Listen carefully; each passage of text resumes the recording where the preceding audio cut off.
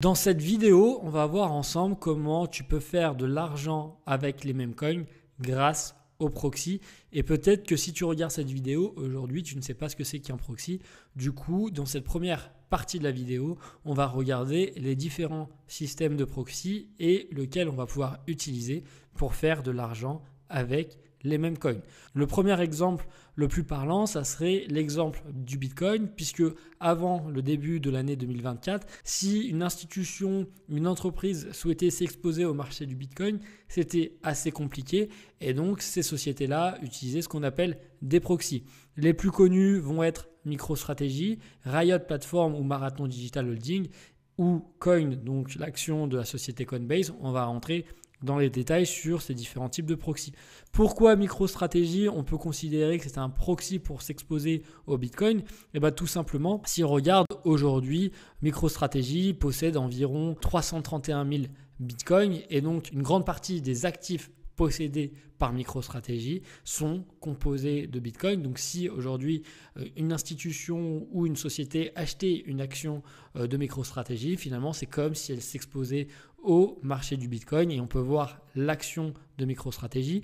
On peut voir que MicroStrategy a commencé à acheter du Bitcoin de mémoire en 2020-2021 et on peut voir finalement l'action de MicroStrategy a suivi grosso modo le même cours du Bitcoin sur le bull run précédent. On peut voir que l'action de MicroStrategy a commencé à baisser en 2022-2023 au même moment où Bitcoin et les crypto-monnaies sont entrés en bear market. Et depuis que le Bitcoin s'est réveillé, donc début de l'année 2024, on peut voir que l'action MicroStrategy repart à la hausse au même moment que le Bitcoin. Donc, pour des personnes qui achetaient finalement ce genre d'action-là, posséder du MicroStrategy permettait finalement de manière détournée via ce qu'on appelle un proxy, pouvoir s'exposer au marché du Bitcoin et des crypto-monnaies. D'autres acteurs vont peut-être vouloir s'exposer à ce marché-là via des sociétés de minage de Bitcoin cotées en bourse et les plus connus, ça va être Riot Platform ou Marathon Digital Holding. Donc c'était un deuxième moyen pour ces sociétés de s'exposer à Bitcoin avant l'arrivée des ETF. Et le troisième moyen de s'exposer à Bitcoin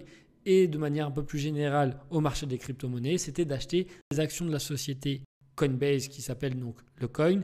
Et Coinbase avait été introduit en bourse lors du dernier cycle haussier en 2021, ce qui avait presque sonné le top du bull run. Et donc, encore une fois, ces institutionnels ou ces sociétés-là n'avaient qu'à acheter des actions de cette société pour, entre guillemets, s'exposer au marché des cryptos. Aujourd'hui, maintenant, pour s'exposer directement, on a les ETF. Si on regarde un petit rappel sur aujourd'hui les ETF du Bitcoin, on peut voir qu'il y a toujours une belle appétence pour les ETF du Bitcoin, puisqu'on peut voir sur le mois de novembre qu'on a eu des belles semaines à quasiment 1,4 milliard d'inflows positifs, donc de rentrées d'argent positifs sur le marché. Une autre semaine où on a été quasiment une nouvelle fois à plus de 1,4 milliard. Et si on regarde depuis début septembre, on était à environ 890 000 bitcoins sous gestion dans les ETF et en moins de 3 mois, on est passé à 1 43 000 Bitcoin. On a une croissance qui est phénoménale sur cet ETF-là. Et pour couronner le tout, on peut voir que, alors désolé, j'arrive pas à agrandir l'image, mais on peut voir qu'aujourd'hui, l'ETF de BlackRock sur l'or a été lancé en 2005 et l'ETF de BlackRock a environ 32 milliards d'actifs sous gestion. Et en moins de 10 mois, l'ETF BlackRock au niveau du Bitcoin, c'est 34 milliards sous gestion. Donc, c'est un véritable succès, l'ETF sur Bitcoin. Donc, une société maintenant qui souhaite s'exposer directement au Bitcoin peut le faire via un ETF. Il n'est plus obligé de passer par un proxy. Et une société qui souhaite s'exposer par exemple au marché des cryptos peut toujours le faire via par exemple Coin. Et Coinbase a sorti un indice, donc une sorte d'ETF crypto. Et aujourd'hui, ça s'appelle le Coin 50 pour essayer de répertorier les 50 crypto avec la plus grande market cap. Et on voit qu'aujourd'hui, 85% de cet ETF, de cet indice, tu l'appelles comme tu le veux, est composé de 3 actifs avec Bitcoin, Ether, Solana. Et tu vois un peu les proportions également ici. Moi, j'ai du mal à comprendre un peu la pertinence de cet indice-là. Mais pourquoi pas si certains veulent s'exposer à ça. Je pense que tu as commencé à comprendre ce que c'était un proxy.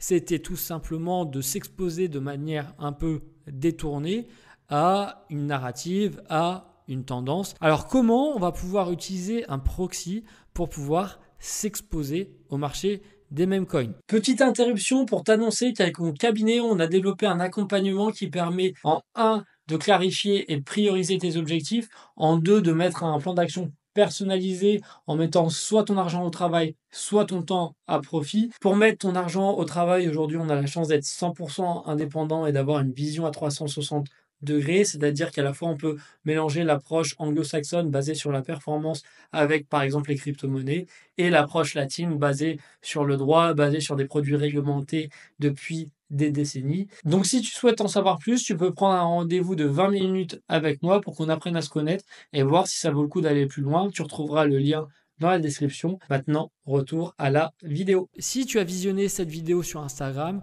tu sais que j'assimile les mêmes coins à la même période qu'on a eu durant la ruée vers l'or, où ce n'est pas forcément les personnes qui ont cherché de l'or qui ont fait fortune, mais c'est plutôt les vendeurs de pelles et les vendeurs de pioches. Et la blockchain permet aujourd'hui d'avoir une traçabilité et une transparence, et une étude était sortie pour nous montrer que 99,5% des gens, grosso modo, étaient en perte sur les mêmes coins. Mais j'ai changé un peu mon fusil d'épaule et un peu mon avis après avoir vu cette interview super intéressante entre CryptoPicsou et Mourad. Mourad nous donne ces 3 facteurs clés de succès pour qu'un meme coin réussisse. Et ces 3 facteurs clés de succès sont 1. La communauté, 2. Il faut que des pauvres, c'est-à-dire que la classe sociale populaire devienne riche. Et également, il faut bien sûr que le meme coin ait un super bon marketing. Donc à ce stade-là, soit tu peux investir via un proxy, et je vais t'en proposer 2 juste après, soit tu peux, comme durant la ruée vers l'or, essayer de trouver la prochaine pépite, le prochain meme coin. Et donc ça va être un travail pour toi à temps plein. Du coup, si tu souhaites le faire via un proxy, on aurait pu penser qu'on aurait pu s'exposer au même coin avec Swissborg qui propose différentes thématiques et différents indices. Mais par exemple, si on regarde juste la thématique des RWA et DeFi, je me pose énormément de questions. Et si tu ne le sais pas, aujourd'hui, j'ai une petite expérience dans la tokenisation puisque Realty a été un de mes clients pendant plus de 2,5 années. Et si on regarde un peu l'indice proposé par Swissborg, on peut émettre certains doutes, certaines réticences. Déjà, je ne vois pas ce que fait Synthetix dans cet indice-là. Potentiellement, dans la finance décentralisée, ça pourrait faire plus de sens. VeChain, je ne comprends pas aussi ce que ça fait dans de la tokenisation. Maker, pourquoi pas, mais aujourd'hui, Maker a changé de token et c'est le Sky. Donc, son token, le Sky, ça pourrait faire sens puisque aujourd'hui, le DAI est majoritairement backé par des bons du trésor américain. Je sais également que le Frax a une partie aussi en obligation du trésor américain dans son backing. Proposer de l'or dans un indice qui permet plutôt de s'exposer sur l'infrastructure de la tokenisation, je ne vois pas la pertinence, puisque si on commence à mettre des commodities, pourquoi ne pas mettre des tokens qui représentent des actions tokenisées, par exemple américaines ou européennes. Sur les oracles, Chainlink, là-dessus, j'ai rien à dire. Par contre, Pit Network, pourquoi pas, mais avec une allocation de 12,5%, j'ai un peu plus de mal. Trophy, pas de commentaire.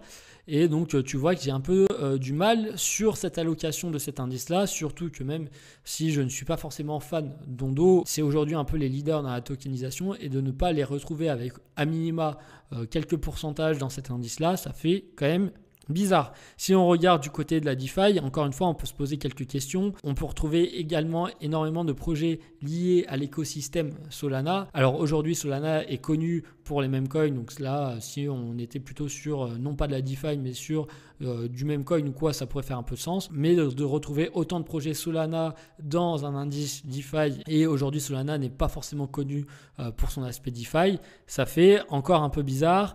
De retrouver du AAV, là ça fait sens, mais Compound un peu moins. Maker, je t'ai déjà dit ce que j'en pensais juste avant.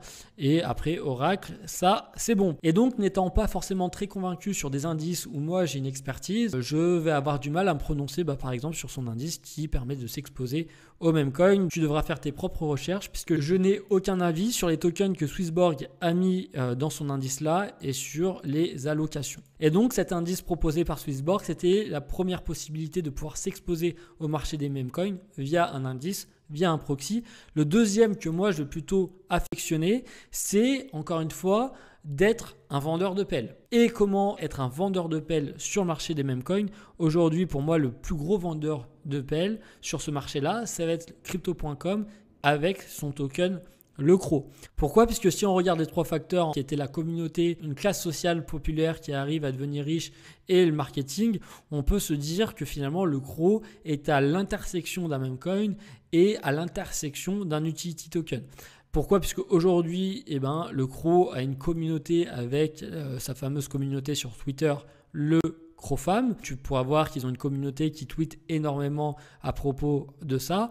Et si surtout on regarde le marketing utilisé par Crypto.com, son marketing s'apparente quasiment à un marketing qui pourrait être utilisé par un meme coin. Si tu te souviens bien, par exemple, cette pub de Matt Damon avec ce fameux slogan lors du dernier bull market, avec ce type de publicité-là, on est vraiment en train de targeter, cibler des personnes de la classe populaire qui souhaitent devenir riche. Pour moi, ça se matérialise aussi par ces partenariats avec l'UFC, le foot, la F1. On avait fait un petit post sur LinkedIn il y a maintenant 3 ans avec un titre un peu provocateur, mais tu verras que ça prend tout son sens dans la suite de cette vidéo. Et Crypto.com cible encore une fois des sports populaires, où on va dire que c'est plutôt une classe populaire qui s'intéresse sans être péjoratif à ces sports-là. Et on ne voit pas par exemple Crypto.com aller sur des sports un peu plus haut de gamme ou potentiellement avec une cible de clientèle un peu plus haut de gamme ou un peu plus riche, comme par exemple pourrait l'être le tennis ou pourrait être le golf. Si tu te souviens, au moment où FTX avait fait faillite, maintenant il y a quelques années, tous les échanges centralisés avaient sorti leur proof of reserve, donc leur preuve de réserve, pour montrer qu'ils possédaient bien les actifs de leurs clients. À cette époque, tu peux voir que Crypto.com disposait de 2,4 milliards d'actifs sous gestion, grosso modo. Et ce qui m'avait frappé à cette époque, c'est que l'actif le plus détenu par les utilisateurs, c'était du Bitcoin. Et le deuxième actif le plus détenu loin devant, c'était le Shiba Inu, donc un meme coin. Et si on regarde maintenant les preuves de réserve en temps réel de Crypto.com, déjà on peut voir qu'ils ont quasiment maintenant 9 milliards d'actifs sous gestion. Donc tu vois déjà une belle croissance de leur actifs sous gestion en quelques années.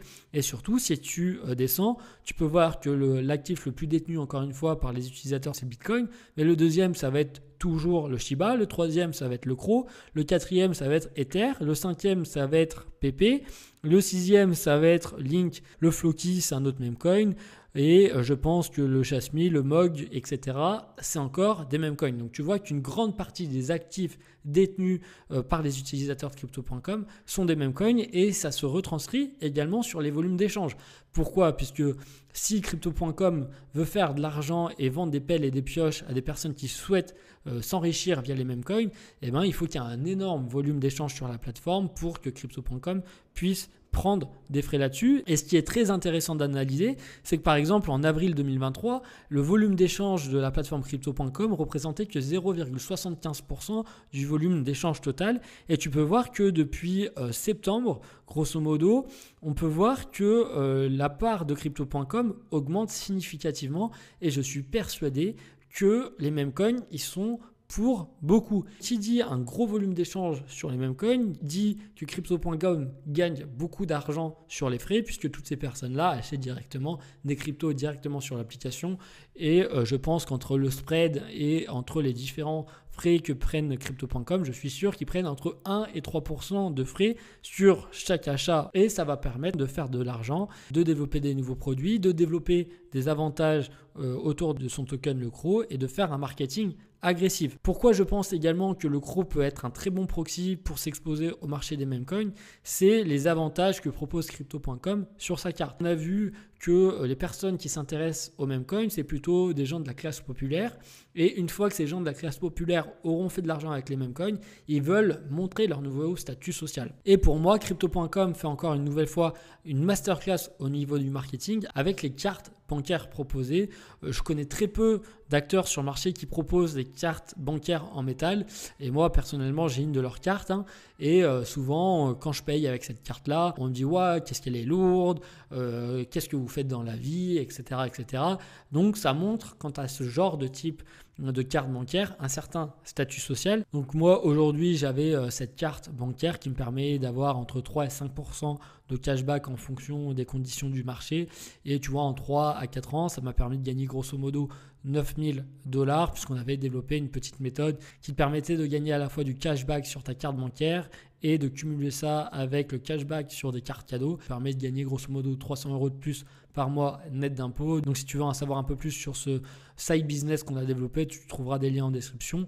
Et on peut regarder également tous les avantages que propose cette carte-là. À chaque fois que je vais dans un aéroport, avoir accès au lunch gratuit, et je peux avoir un ami et donc quelqu'un qui a été dans la classe populaire et qui a aujourd'hui accès au lunch, et ben ça montre encore une fois l'évolution de leur statut social. Et grâce à tous les partenariats qu'ils ont fait avec l'UEFA, l'UFC, la F1, tu peux même participer à des événements pour les clients un peu plus VIP. Donc quelqu'un qui aurait fait de l'argent avec les mêmes coins va potentiellement convertir une partie dans le token CRO pour avoir accès à ces avantages-là, puisqu'il aura sûrement acheté ces mêmes coins directement sur l'application crypto.com. Et encore une fois, je pense que crypto.com, c'est très bien ce qu'ils font avec, par exemple, tu vois, cette photo qui a été repartagée sur les réseaux sociaux où on montre un peu ce statut social avec cette carte bancaire métallique.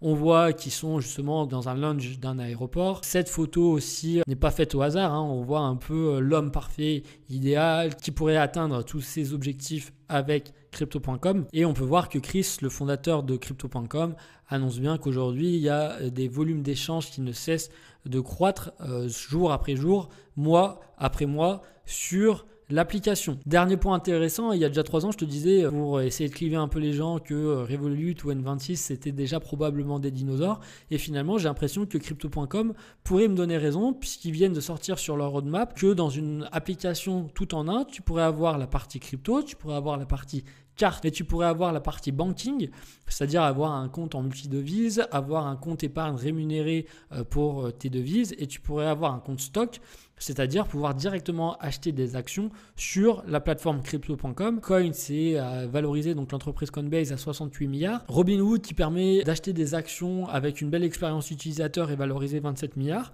Newbank est valorisé 72 milliards. Et crypto.com essaye de mettre ces 3 cas d'usage dans une seule application qui est aujourd'hui, de mémoire, le CRO est valorisé grosso modo 5 milliards. J'en ai quasiment terminé pour t'expliquer pourquoi, pour moi, le CRO de crypto.com pourrait être un proxy très intéressant pour s'exposer au marché du même coin, puisque finalement l'échange vend des pelles et des pioches à ses utilisateurs et gagne énormément d'argent en vendant ses pelles et ses pioches. Également, le CRO a d'autres fonctionnalités qu'on ne va pas rentrer par exemple en détail dans cette vidéo là, mais ils sont en train de rentrer dans la guerre de la super chain vs l'Elastic Chain. Donc la super chain, c'est drivé, c'est l'idée entre guillemets par Optimism, et l'Elastic Chain, ça va être drivé par ZK. Et aujourd'hui, on ne va pas rentrer dans les détails, mais comme tu peux le voir, ZK dans son airdrop avait donné plus de 215 millions de tokens à des projets qui avaient développé une blockchain ou une infrastructure sur leur technologie. Et aujourd'hui, quand tu vas voir un peu en détail, Chronos, donc une des nouvelles blockchains de crypto.com, a récupéré 5 millions de ZK tokens. Chronos va rentrer dans cette guerre entre l'Elastic Chain et la Optimism Chain. Et on a vu cette guerre-là au dernier bull run entre la BSC à un moment donné et un peu la Chrono Chain. Et à cette époque, on avait justement fait aussi une autre infographie à ce sujet-là. Et il y avait à cette époque aussi des belles opportunités à aller chercher. Et comme tu le vois, les cycles se répètent. On recopie ce qui a marché et on refait la même chose. Ça y est, on arrive à la fin de cette vidéo et je pense t'avoir donné ma thèse d'investissement sur les mêmes coins, comment devenir le vendeur de pelles et le vendeur de pioches. Alors comme tu le sais, moi j'ai investi dans crypto.com et dans le CRO maintenant depuis plus de 4 ans, donc j'ai peut-être aussi un avis biaisé, mais ça veut dire aussi que j'ai suivi durant toutes ces années un peu leur marketing, que j'ai suivi un peu leurs avancées et je trouve qu'ils ont fait par rapport à leur avatar, par rapport à leur cible, une stratégie qui est cohérente, qui semble payer aujourd'hui. Comme tu peux le voir, on a une partie qu'on n'a pas développée aujourd'hui sur la partie blockchain DeFi et je te donnerai dans cette vidéo quel projet pourrait être le 3e ETF qui pourrait sortir après le Bitcoin, après l'Ethereum. Je vais me mouiller un peu dans cette prochaine vidéo, donc si tu souhaites ne pas la louper, n'hésite pas à liker cette vidéo et à t'abonner.